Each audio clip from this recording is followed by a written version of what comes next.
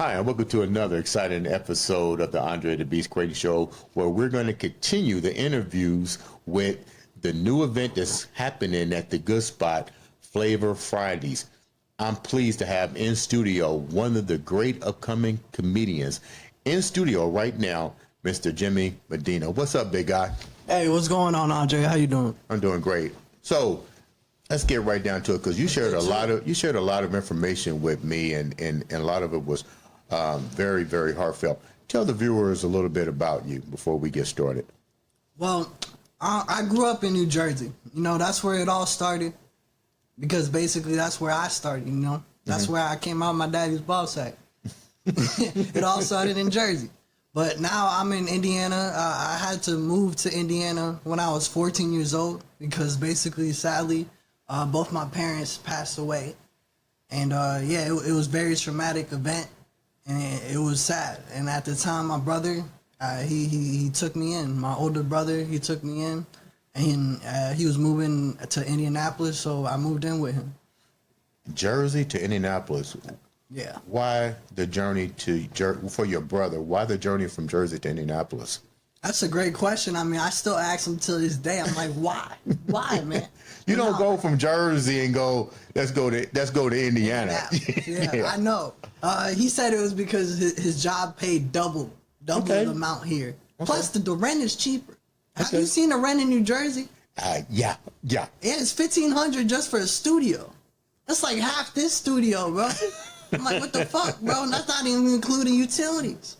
So, you said I'm sorry for the loss of your parents. Did you know your parents prior to losing them? Yes. I had a close relationship with my mother, and my dad, I mean, sadly, he died when I was 1, so I didn't really get to know him. But you had a close relationship with your mom? Yeah. What was that like with your mom? You lost both of them. What was that relationship like? And then when she passed, how did you go on with your life? Because you're still young. A lot of people feel like you're what, 20, 21, 22 years old? I'm 23, but it was very hard. I mean, honestly, I had a great relationship at the time with my mom, and it hit me out of nowhere because I was 12 years old. I was actually staying at a friend's house, and I didn't even know that she passed away. So, like, it was just like, damn. Like, when you bond with somebody like that, and especially when you only have a single mom. She raised me herself in Jersey, and basically, like, all my life, like, I was just learning, and then out of nowhere, you just lose something big like that. It changes your perspective.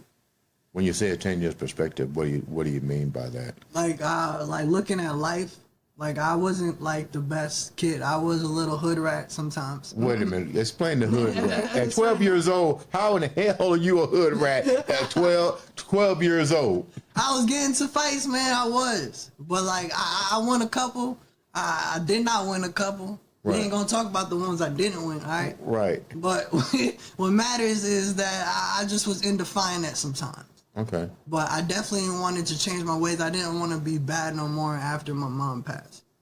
Your brother stepped up to the plate. How old was your brother about that time? He was actually 26 years old. Wow. That had to be a serious adjustment for you. And then, was it a rampant move to Indianapolis, or did you guys kind of stay in Jersey for a while before you actually relocated here? Because your brother was already here, correct? Yeah, he was already here. So was it like a quick snatching? No. Was it almost like just keep going, or did they give you time to really comprehend what was about to happen into your life? Oh, no, it was a whole bunch of time. It actually took a whole year. It was a process. Legally, he had to adopt me. So really? My brother was my dad. Yeah, I went to court and everything, yo. I dressed up for the shit. It was weird because when we got into arguments, I didn't know whether to say "fuck you, bro" or "fuck you, dad." I was like, "Damn it!" It's like this, mom. So the laws the laws, I guess, differ from state to state. So because you lost your mom, your brother now, because most times you can just say, "Okay, I'm their legal guardian," but you had to go through an adoption process for your brother to actually take full responsibility of you. Yeah. So when you came to Indianapolis, what was that like for you, 12 years old? Well, you see a lot of cornfields, but there's more than corn in Indiana. So you didn't believe the hype once you got here, I take it. No, I didn't believe the hype, but then I did at the same time. Right. When you go to McCordsville or you go to somewhere where you don't know, yeah, it gets crazy. But my first thought of Indiana, I didn't know nothing about Indiana, man. Really? The only thing I knew about Indiana was Indiana Jones. And Okay. I didn't even watch that movie. I'm sorry. I just know about it. But like honestly, it was dope. Like people here are like somewhat supportive. You know, I do want to change the name of Naptown. Why is that? Because like I'm Because from we're not sleeping. Yeah, we're not sleeping. I'm from Yeah. a city that never sleeps. Right, you know? right. I agree. I agree with that. I'd be like, where we get that nap time? Because nobody here is, at least as far as I can see, nobody's sleeping here. No. We're wide awake, eyes wide open, not eyes shut. Clothes. Yeah, exactly. So since what's the culture like? Because it's kind of a hard question to really say to you because you're so young. But what is the culture like from Jersey to Indiana? Yeah, that has to be a shock because you said you guys never sleep. At the time you come here, we're nap.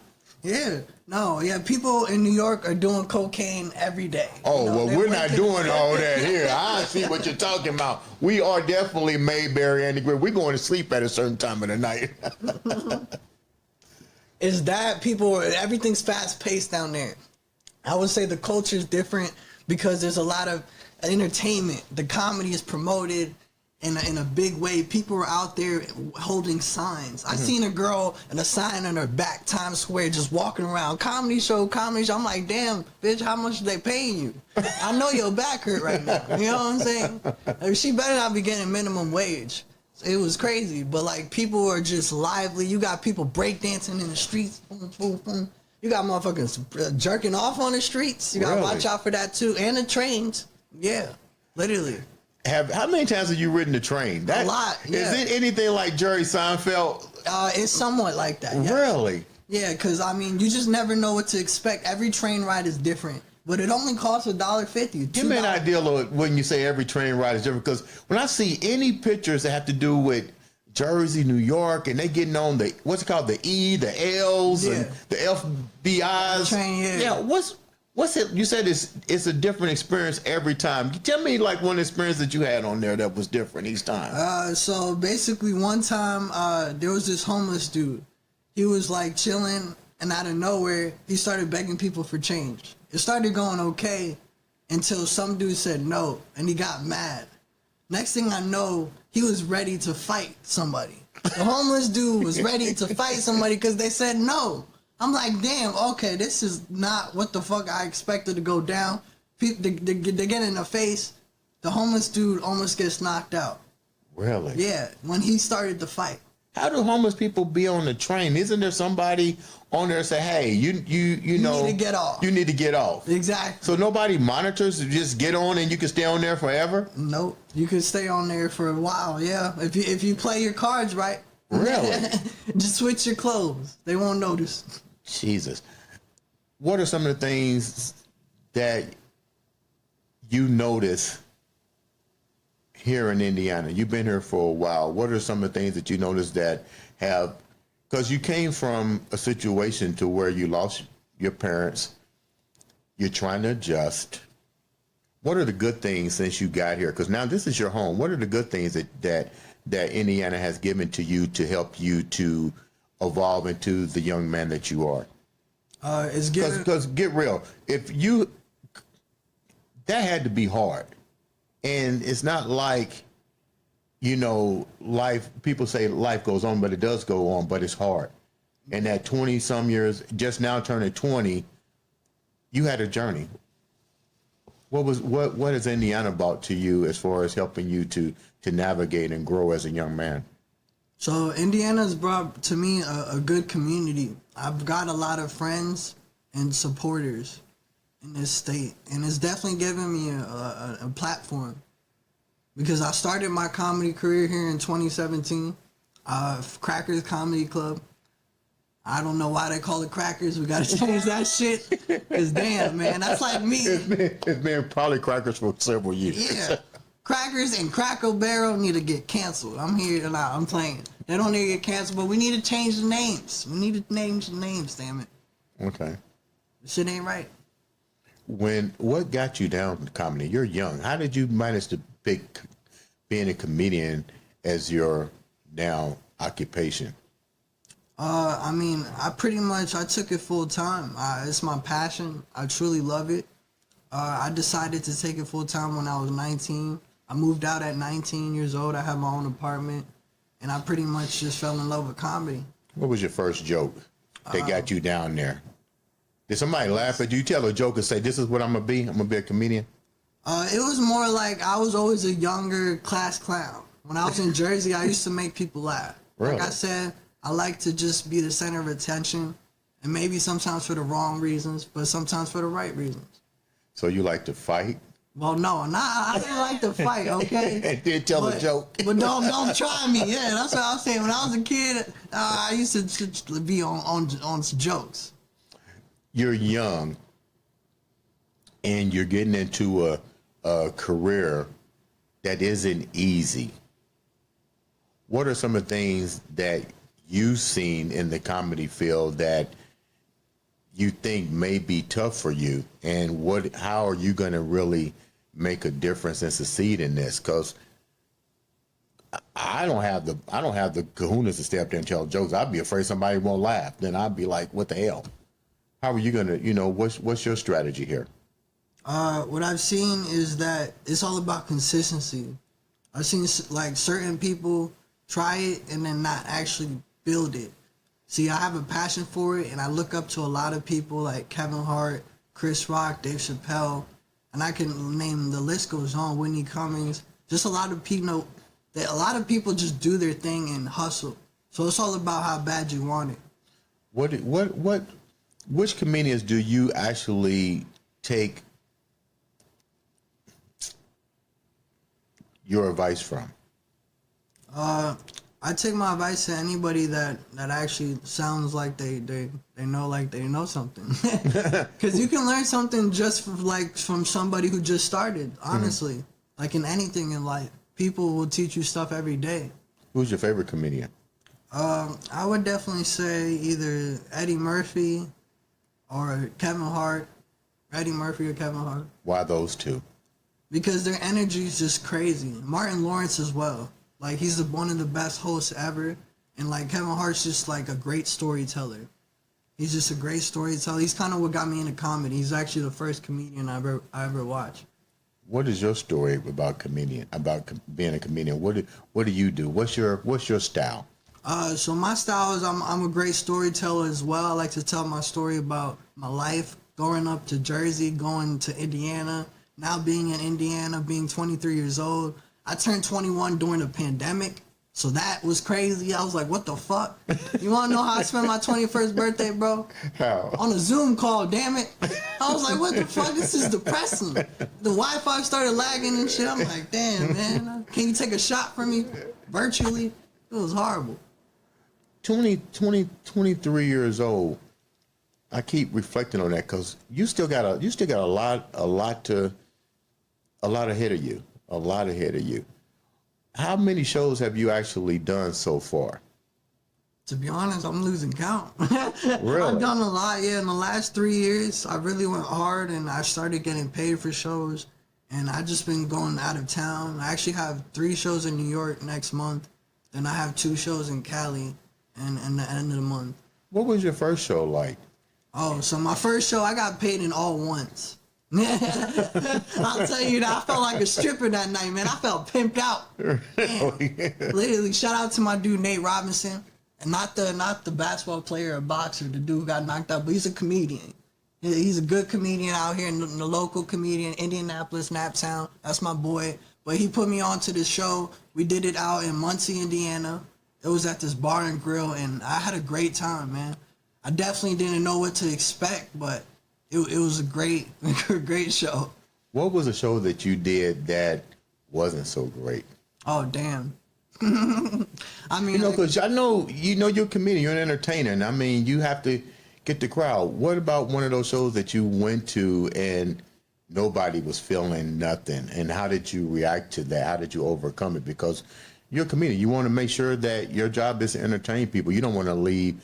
No, you don't want anybody to leave and not be satisfied. But has that happened to you, and how did you overcome it?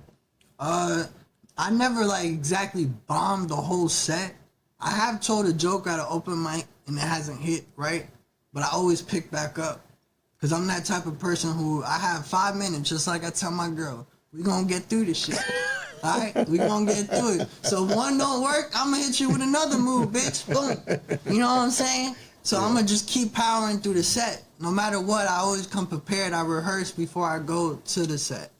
So. How much family support do you have here? You mentioned that you came here with your brother. Do you have other family members that are here? How strong is the social your network? Because you're traveling a journey now, and you just mentioned your brother. Yeah. So do you have a really tight family support structure here? I do. Over here in Indianapolis, I have a family as far as friends-wise. All my rest of the family is in New Jersey. But that support over there is tremendous. Yeah. Literally, I have my cousins, my aunt. I got other cousins. I got my dad's side, my mom's side. There's just a lot of sides. What's the one thing so far that you look in the mirror every day and you go, wow, I can't believe that I'm doing this? Just me being alive and pushing through it and just seeing the dream come true. Every time that I do a show or every time that I post something and somebody shows me that I'm making someone laugh, I feel inspired, and I love doing what I do because people need this less shit. Sounds like you're doing some quote unquote short video takes. I like the one I saw with the guy in the corporate. So, or is that what else is in store for you outside of comedy? Because I'm looking at your social media feed and I see a lot of funny shit on there that actually has to do with almost like improv. Yeah, I love it. No, it's a lot in store, man. I definitely want to transition into acting. I want to do definitely acting. I want to have my own TV show. I want to star in some movies. Netflix, y'all can come on. You going straight for the cut. That's all I'm saying. We're straight there. We ain't bullshitting. But no, honestly, I want to do a lot of stuff. Write my own book because I feel like you said, I have a lot of stuff on my journey, and I'm only 23, and I've been through so much. So. How do you deal with the pain that you're dealing with all the time? Because it has to still come. You're 23 years old. That pain is still there. How much of your comedy is you releasing that pain? I would say it's a pretty good chunk. I mean, yeah, the pain is never gonna go away, but comedy is definitely my source of fuel to motivate me, and it helps me. It's definitely a good grieving coping mechanism. Coping mechanism? I'm messing up shit. I ain't heard that. Look, I went to fucking college, Ivy Tech, all right? What schools did you go to here? What schools did you attend here? Over here, I attend Fisher's High School. I was in a pretty good suburban area, I'm not gonna lie. I went to Fisher's, literally from New Jersey to Fisher's. My credit score went up instantly, son. I was like, damn, I could buy a house now, Tesla. Shit. Were you funny when you was at Fisher's High School? At that time, I was working on it, yes. You was working on it? I was working on it. I wasn't quite there, but I was getting to myself. How many people said you were funny at Fisher's? I would say a good 20. Good 20. So what's next in store for you in your journey? You're 23 years old. You got a lot ahead of you. But I know you're going to stick with comedy. But what's next for you after the comedy? Pretty much just building my legacy. I want to just build an empire, and I want to transition to becoming a businessman. I'm all about business. I'm already an entrepreneur, and I just want to keep making people laugh and get money. So you're going to be performing this Friday. Tell the viewers a little bit about the event, what your role is here and so forth, and how they can come out and support you. All right. So Flavor Flav, man. Not the rapper. Flavor, the show will be this Friday, November the 3rd. And I'm excited, man. We got a lot of comedians on the lineup. A lot of comedians. We got Aisha Brown. We got Mike Shaw. We got me. And we got damn. Damn, yo. I'm sorry, yo. That's all right. We got That's the vodka. Look, it's definitely people don't fit. Do not sip. Don't not sip. So they can come out this Friday to watch you perform at the Good Spot. Tickets are free. Tickets are free. 8 p.m. So leave the viewers. How can the viewers reach out to you? First of all, how can they reach out to you? So you guys can reach out to me through email. You know, I'm on OnlyFans too. You know what I'm saying? I'm out here breakdancing with the pussy. But nah, you guys can follow me at Jimbo Comedy. Jimbo Comedy. I'm on all platforms: TikTok, Instagram, Facebook, YouTube. You name it. You can reach out to me there. I would give you my number, but there's some creeps, so I'm sorry. I can't do that. Leave the viewers with something positive before we wrap up today's show. All right. Something positive. I would say, guys, chase your dreams. All right. Don't let nobody tell you you can't do what you want to do. There's going to be a lot of people who doubt you in your life. But you got to basically prove yourself right. Not them wrong, but yourself right. Believe in yourself and be the best version of yourself. Because at the end of the day, you're going to win. We could all win. Be great. Ladies and gentlemen, this has been the one, the only comedian, Jimmy Medina, on the Andre The Beast Crayton Show.